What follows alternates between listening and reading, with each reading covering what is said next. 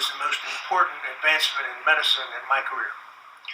And then for me to say that, that's quite a bit, because I've done a lot of things in cardiology. I was fortunate to really be at the cutting edge of cardiology, and it provided me with a great career and a lot of fun, a great humbling experience to take care of people. But in the back of my mind, as I stood there at 3 o'clock in the morning, putting a balloon in an artery and then opening it up and putting a stent in, is what caused this thing in the first place? I never had a chance to explore that till George forced me to read some science. So it takes me back to my first year of medical school, when a man was our lecturer in biochemistry. His name was Philip Handler. And Dr. Handler was a Nobel laureate nominee, and he was just a brilliant biochemist. But he was also one of the most remarkable speakers I'd ever heard in my life. And frankly, about 3 minutes into his lecture, I put down my pencil and just listened. Continuity, the thoughts, the process, and the explanation of science was amazing. Years later, I'm hearing someone on the YouTube and in person talk about Protandim and oxidative stress, and that's Dr. Joel McCord. Dr. Joel McCord also trained at Duke, where Dr. Handler was and where I went to medical school. And so he trained with Dr. Handler. So he was of that ilk and that silk. And he's a brilliant speaker as well. Not quite as melodious as Dr. Handler, but he's really very good. If you haven't listened to his YouTube, you should, because he's very articulate and very good. So that brings me to where I am today. I'm a cardiologist, a physician, and my avocation, my whole passion has been to take care of people. And so if that's what I want to do, then what can I do that can help everybody? And that is to understand the very genesis and beginning of every disease. So if you were to take a look at a cell and its nucleus, let's label them so you'll remember them. Here's the nucleus. The nucleus is the command center of the cell. It gives out the orders about what the cell is going to be doing today, what products it's going to be making and its machineries. What are the mitochondria going to be doing? There's the mitochondria. What are the mitochondria? Mitochondria are the engines that create the energy. The energy is called ATP. Dr. Handler used that word for the first time with me in 1963. Didn't know what he was talking about at the time, but by God, I do today. So the nucleus sends out the command and says we need to make some carbohydrates today, or we need to make this protein, or that gene, or that chromosome, and that's what happens. How does that happen? That's the discovery, how it all happens. When you and I are born, we have, I'm going to use this as a quantitative number, we have that many antioxidants and this many free radicals. You get the free radicals and the antioxidants from mom, because you have her blood that comes to you through the umbilical cord. And this is wonderful, because now you're being nourished. And as we come into life, into the world, we start breathing on our own. So we're not only now on our own from that point of view, but we are creating our own energy source in terms of bringing in oxygen. And when we bring in oxygen, we create energy. And I tell you where the energy was created: mitochondria.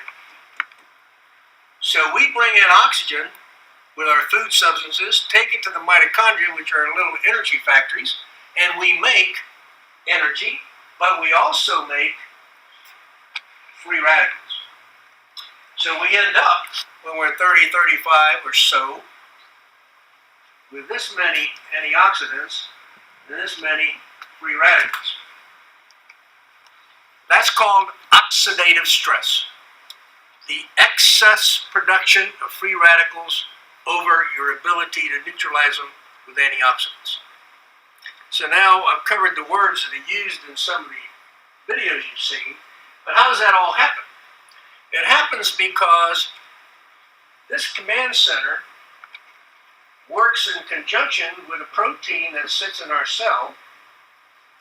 That's, for lack of not getting too technical, I'll call it Nrf2. And that's what you'll see on the bottle. Nrf2. It's a protein that's anchored there and it's kind of watching what's going on in the cell, and it is communicating with the nucleus, command center. But when it's anchored, it doesn't have the ability to send it immediate messages. So what does Protandim do?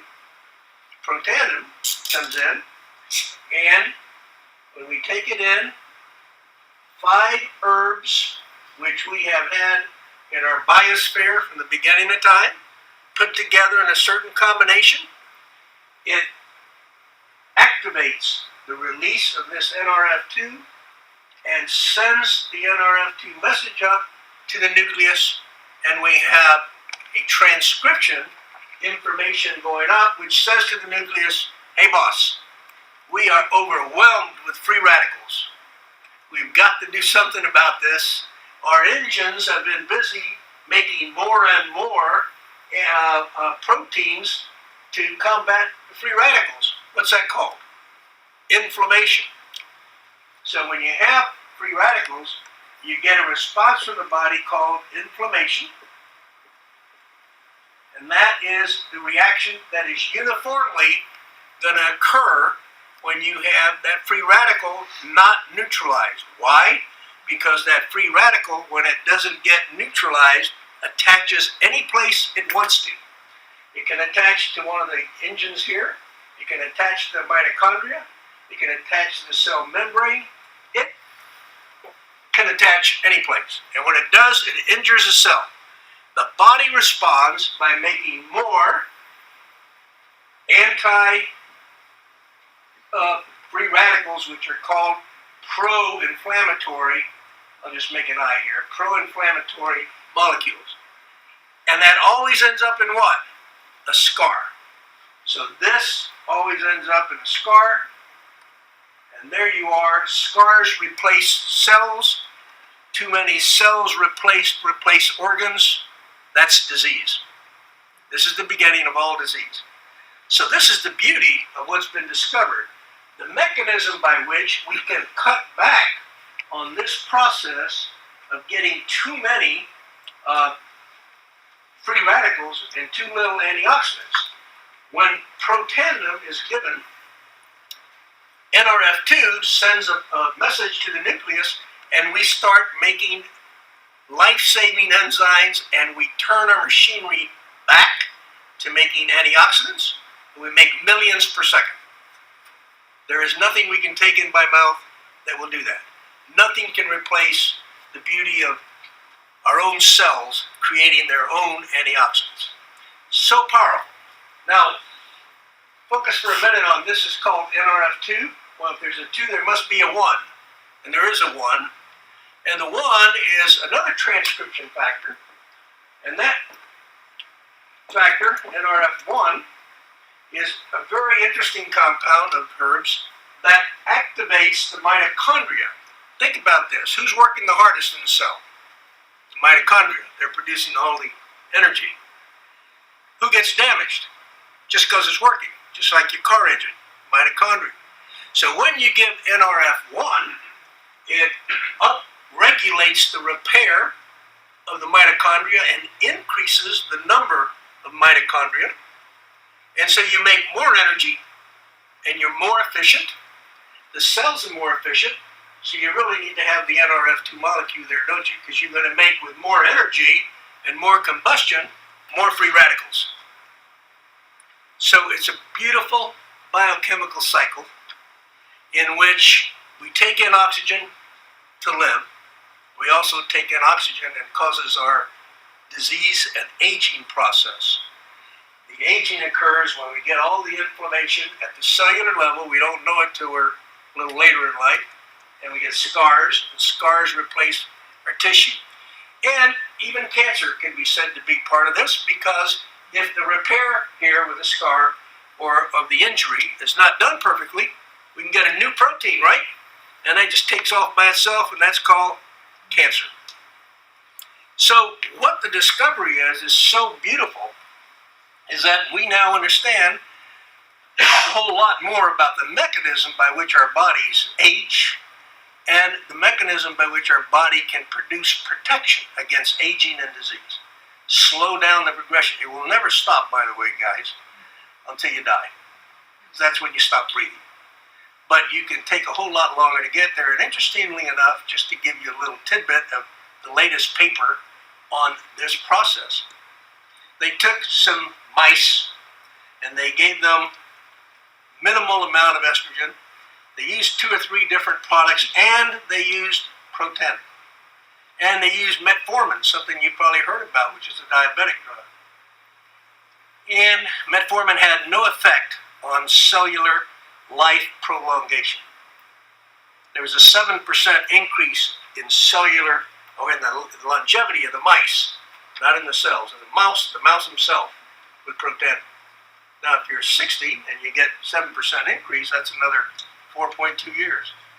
If you're 75, that's another, you get the picture. So we're going to see more and more of this data because it's going to tell us that the mechanism by which all this occurs and the protection we're getting when we use what nature gave us to begin with, this cycle of plants and animals that live and breathe together and protect each other and are necessary for us to grow and live and exist, is really at work.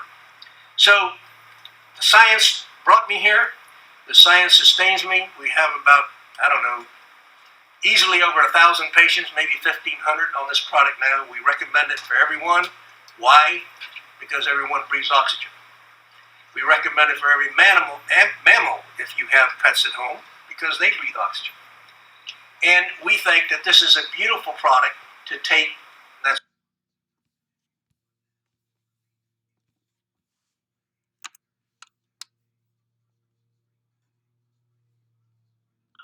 Hi everybody, it's Juliette Parrott Merrill, and I'm here to